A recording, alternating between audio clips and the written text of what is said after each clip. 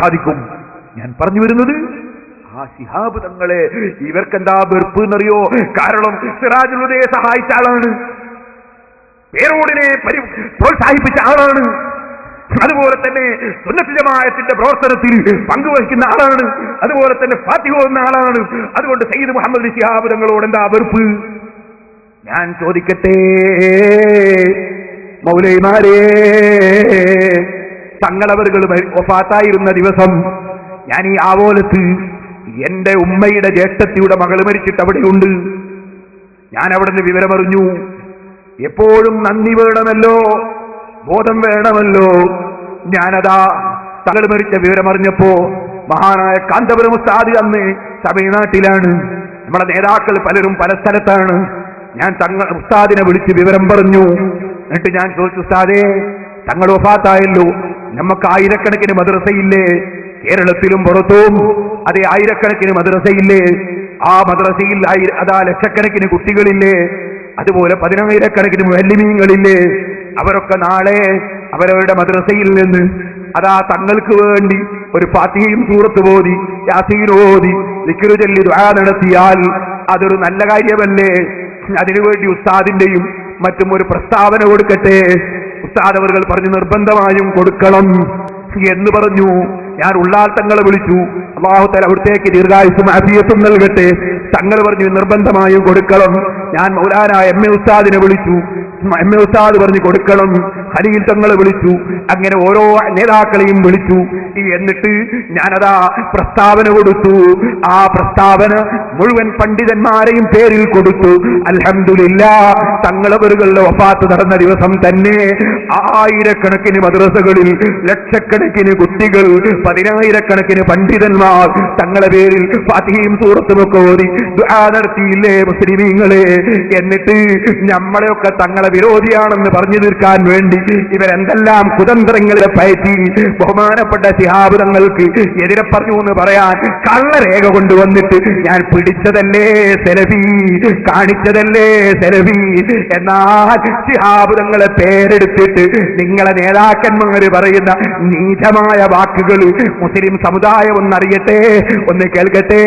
നിങ്ങൾ സമുദായത്തിന്റെ ശത്രുക്കളല്ലേ? യഹൂദികളെ തൃപ്തിപ്പെടുത്താൻ വേണ്ടി സർവ മുസ്ലിം നേതാക്കളെയും നിസ്സാരപ്പെടുത്തലും നിന്ദിക്കലും നിങ്ങളെ പരിപാടിയല്ലേ? ഒന്ന് വെച്ചുകൊടുക്ക് മോനെ. പിന്നെ തങ്ങന്മാരങ്ങൾ തള്ളി പറഞ്ഞിട്ടില്ലേ? തങ്ങള് പറഞ്ഞ ആരാ? എല്ലാ രാഷ്ട്രീയത്തിന് പോലും നേതാവ്, മതസംഘടനയിൽ പോലും നേതാവ്, തങ്ങന്മാർക്കെല്ലാം നേതൃത്വം. ആരെയാണ് ഞങ്ങൾ തീർക്കുന്നത്? അങ്ങനത്തെ രാഷ്ട്രീയ നേതാവൊന്നുമില്ല. ചില ആളുകൾ ശിഹാബ് തങ്ങൾ രാഷ്ട്രീയ നേതാവ് അംഗീകരിക്കുന്നുണ്ടോ? ഇല്ല. പിന്നെ കരുണാകരന്റെ ഒക്കെ മാതിരി നേതാവ്, ഉമ്മൻചാണ്ടിന്റെ ഒക്കെ മാതിരി നേതാവ്, അത്രയാണ് ഞങ്ങൾക്ക്. കേട്ടില്ലേ മുസ്ലിമീങ്ങളെ? അശ്ഹദു അല്ലാ ഇലാഹ ഇല്ലല്ലാഹ് അശ്ഹദു അന്ന മുഹമ്മദുർ റസൂലുള്ളാഹ് എന്ന കലിമത്തു തൗഹീദ് അംഗീകരിച്ച് അല്ലാഹുവിന്റെ റസൂലിന്റെ കുടുംബത്തിൽ പിറന്ന് 5 നേരം കൃത്യമായി നിസ്കരിച്ച് കഥാ ആയിരക്കണക്കിന് പള്ളികൾക്കും ആയിരക്കണക്കിന് മദ്രസകൾക്കുമൊക്കെ മുസ്ലിം ഉമ്മത്ത് തറക്കല്ലിടാൻ വേണ്ടി, ഉദ്ഘാടനം ചെയ്യാൻ വേണ്ടി, ഇമാമത്ത് നിൽക്കാൻ വേണ്ടി ഞാൻ മുമ്പ് കാണിച്ചില്ലേ? മംഗലപുരത്ത് നമ്മളെടുത്ത പള്ളി ഉള്ളാൾ തങ്ങളുടെ നിർദ്ദേശപ്രകാരം ഉപദേശപ്രകാരം കാന്തപുരം ഉസ്താദ് എടുപ്പിച്ച പള്ളി, അതിന്റെ ഉദ്ഘാടനത്തിനടക്കം തങ്ങളെ ക്ഷണിച്ചില്ലേ? തങ്ങൾ വന്നില്ലേ? തങ്ങളും ഞങ്ങളും ഒന്നങ്ങി പങ്കെടുത്തില്ലേ?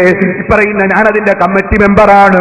ചോദിക്കട്ടെ, അങ്ങനെ എല്ലാ വിഭാഗത്തിലുമുള്ള മുസ്ലിമീങ്ങൾ ആദരിക്കുന്ന മഹാനായ ശിഹാബ് തങ്ങളെ സംബന്ധിച്ച് ഈ മൗലവി ലാ ഇലാഹ ഇല്ലല്ലാഹ് മുഹമ്മദുർ റസൂലുള്ളാഹ് എന്ന കലിമത്തു തൗഹീദ് അംഗീകരിക്കാൻ തയ്യാറില്ലാത്ത അതേ മറ്റ് രാഷ്ട്രീയ നേതാക്കളെ പോലെ ഒരാളാണെന്ന് പറഞ്ഞില്ലേ? ചോദിക്കട്ടെ, കരുണാകരനെ ഇമാമത്ത് നിർത്താൻ പറ്റുമോ മൗലവി? ഉമ്മൻചാണ്ടിയെ കൊണ്ട് ഖുതുബോദാൻ പറ്റുമോ മൗലവി? അവരൊക്കെ ഉന്നത നേതാക്കള് തന്നെ, രാഷ്ട്രീയ നേതാക്കളാണ്. പക്ഷേ മതപരമായി പറയുമ്പോ, ആത്മീയമായി പറയുമ്പോ കരുണാകരനെ പോലെയാണ് ശിഹാബ് തങ്ങൾ, അതേ ഉമ്മൻചാണ്ടിയെ പോലെയാണ് ശിഹാബ് തങ്ങൾ എന്ന് പറഞ്ഞാൽ കരുണാകരൻ അത് ഇഷ്ടപ്പെടുമോ? ഉമ്മൻചാണ്ടി ഇഷ്ടപ്പെടുമോ? കരുണാകരൻ ശിഹാബ് തങ്ങൾ എടുക്കൽ അത് ആശീർവാദത്തിന് പോകാറില്ലേ? ഉമ്മൻചാണ്ടി പോകാറില്ലേ? ചോദിക്കട്ടെ, എപ്പോഴെങ്കിലും ശിഹാബ് തങ്ങൾ അതാ ആശീർവാദത്തിന് വേണ്ടി ഉമ്മൻചാണ്ടി അങ്ങോട്ട് കാണാൻ പോകാറുണ്ടോ? അല്ല, അതുപോലെ തന്നെ കരുണാകരനെ കാണാൻ ഗുരുവായൂർ പോകാറുണ്ടോ? ഓ മുസ്ലിമീങ്ങളെ, ഞാൻ വെറുതെ പറഞ്ഞല്ല, യഹൂദികളെ ചാരന്മാരാണെന്ന് നിങ്ങൾക്ക് ബോധ്യപ്പെടുന്നില്ലേ? മുസ്ലിം ഉമ്മത്ത് ആദരിക്കുന്ന എല്ലാ തങ്ങന്മാരെയും എല്ലാ അരിമീങ്ങളെയും ഇങ്ങനെ നിസ്സാരപ്പെടുത്തുന്ന ഒരു കമ്പനി ഇവരല്ലാതെ മറ്റാരാണ്? ഓ മുസ്ലിമീങ്ങളെ, ഇതിനൊക്കെ മറുപടി പറയൂ സലഫി. ഞാനിവിടെ 1000 ക്ലിപ്പ് കാണിച്ചിട്ട് ഒരൊറ്റ ഒന്നും തൊടാതെ നിങ്ങൾ 10 മാസം കഴിഞ്ഞിട്ട് എന്തായിരുന്നു കാണിച്ചതെന്ന് ജനങ്ങൾ മറക്കുന്നത് വരെ കാത്തിരുന്നിട്ട് 10 മാസം കഴിഞ്ഞ് ഇറങ്ങി അതാ എഴുന്നേറ്റ് വന്നാ പോരാ. പറയൂ, ഓരോന്നിനും മറുപടി പറയൂ. മുസ്ലിം സമുദായത്തോട് മറുപടി പറയൂ. നിങ്ങൾക്ക് ആരെയാ പിടിച്ചത്? ഇമാമിങ്ങൾ തെറ്റുപറ്റുന്നവർ യാബുദങ്ങളതാ. അതാ മറ്റുള്ളവരെ പോലെ നിങ്ങളുടെ വാദവും നിങ്ങളെ മതവും ഏതാണ് മൗലവി? ഓ മുസ്ലിമീങ്ങളെ, മുസ്ലിം ലീഗിന്റെ ഒരു നേതാവുണ്ട്, അബ്ദുസ്സമദ് സമദാനി. അയാളെ തീരെ പറ്റുന്നില്ല ഇവർക്ക്. എന്താ കാരണം? അയാൾ റസൂലുള്ളാഹിന്റെ മദ്ഹ് പറഞ്ഞു കളയുന്നു. അല്ലാഹുവിന്റെ റസൂലിന്റെ മദ്ഹ് ഇഖ്ബാലിന്റെ പാട്ട് പാടിയിട്ട് പറയുന്നു. അയാൾ സലാത്ത് ചൊല്ലാൻ പറയുന്നു. അതുകൊണ്ട് അബ്ദുസ്സമദ് സമദാനി ജോർജ് ബുഷിനേക്കാളും മോശം. ആരാ പറയുന്നത്?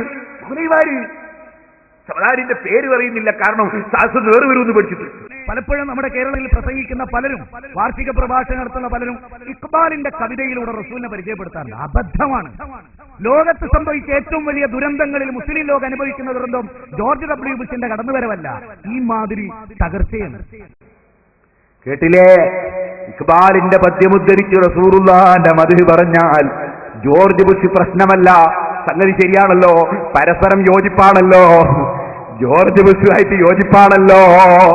അപ്പൊ ജോർജ് ബുഷ് അല്ല പ്രശ്നം, ഇഖ്ബാലിന്റെ പദ്യം ചൊല്ലിയിട്ട് സമദാനി പ്രസംഗിക്കുന്ന പ്രശ്നമല്ലേ? ഓ മുസ്ലിമീങ്ങളെ, ഞാൻ പറഞ്ഞതിന് ഓരോന്നിനും ഞാൻ തെളിവ് പറയുന്നില്ലേ? ഇനിയും നിങ്ങൾ കേൾക്കൂ.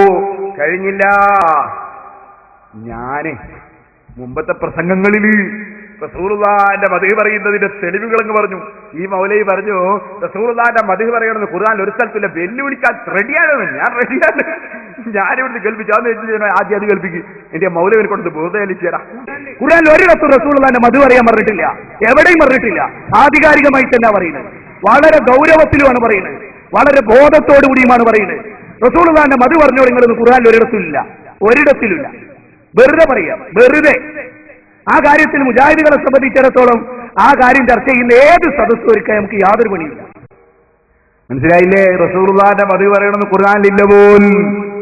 ഖുർആൻ അത് പൂർണ്ണമായും ഒരർത്ഥത്തിൽ നബി സല്ലല്ലാഹു അലൈഹി വസല്ലം തങ്ങളുടെ മദ്ഹല്ലേ മുസ്ലിമീങ്ങളെ. എത്രയുണ്ട്? ഇപ്പോൾ അതിലേക്ക് ഞാൻ കടക്കുന്നില്ല. മുമ്പ് ഞാൻ സംസാരിച്ചിട്ടുണ്ട്, പറഞ്ഞിട്ടുണ്ട്. മുസ്ലിമീങ്ങൾക്കതിൽ തർക്കമില്ലല്ലോ. അല്ലാഹുവിന്റെ റസൂലിന്റെ മദ്ഹ് പറയണമെന്നതിൽ മുസ്ലിങ്ങൾക്ക് തർക്കമില്ലല്ലോ. ഖുർആൻ അത് പഠിപ്പിക്കുന്നുണ്ടെന്നതിൽ തർക്കമില്ലല്ലോ.